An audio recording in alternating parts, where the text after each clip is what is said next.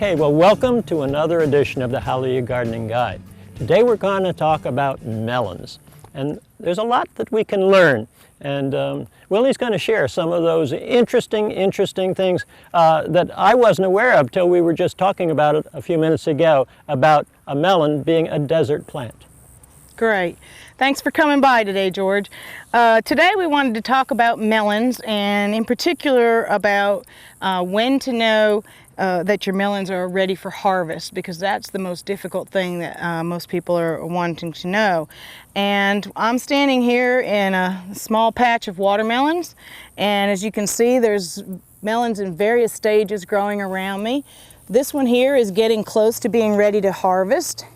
And if you have watermelons in your own garden, one of the things you need to look for on them is the tendril, the closest one to the stem of the fruit. When that tendril turns brown, your melon is nearly ready.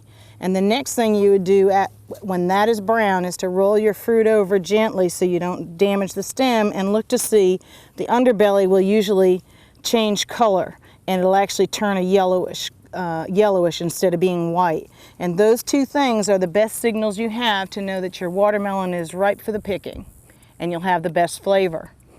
The other thing, that while you're waiting for that process to happen in the vine, you want to be careful, because these plants are actually of desert origin.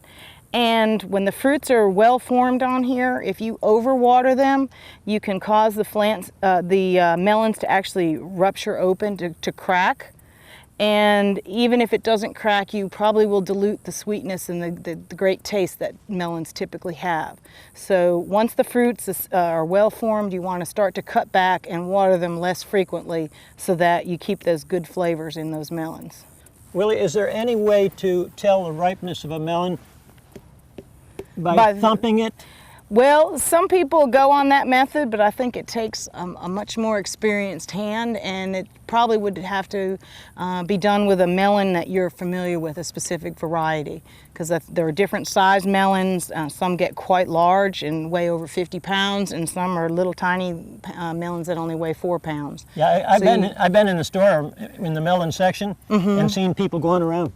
Right. The best thing you're going to be able to do, because you don't have that vine connection anymore, you can't check the tendril because it's not on the melon itself, is to see that it has that nice yellow underbelly. Look for the yellow belly. Yeah, look for the yellow belly. Very, very good. Okay, that's interesting. And we also have some American cantaloupes, which are really musk melons. They're not true cantaloupes, but we have a few of those that we can take a look at today. Why don't we do that?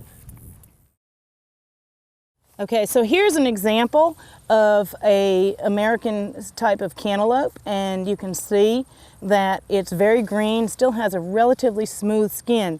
It doesn't look like what you're used to seeing in the stores, and that's because it's still got a long way to go before it's fully ripe.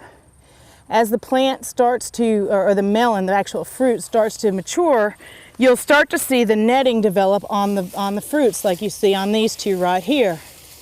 But again, you can see the background of the melon is still very green, and the stem is very firmly attached.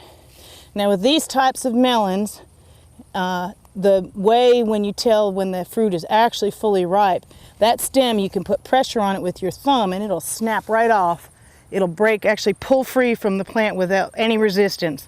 And these are still very firm because they're still very green. They're not quite ripe. Well, I'm sorry to say, but we did have a visitor to the garden last night, and my ripe melon that I had sitting here waiting for you, which has, you can see, the nice color that is typical of a ripe melon, has been destroyed and devoured by the local deer population. I will show you as best I can on this melon. The stem has slipped right off. The melon obviously was ripe and the stem broke away, and that's the place where the stem would have been joined. And a ripe melon will just pull freely right off the vine with very little resistance. And apparently that was a tasty melon, because the deer sure did enjoy it. So thank you once again for joining me and Willie for another episode of the Hallelujah Gardening Guide. Hope to see you next time.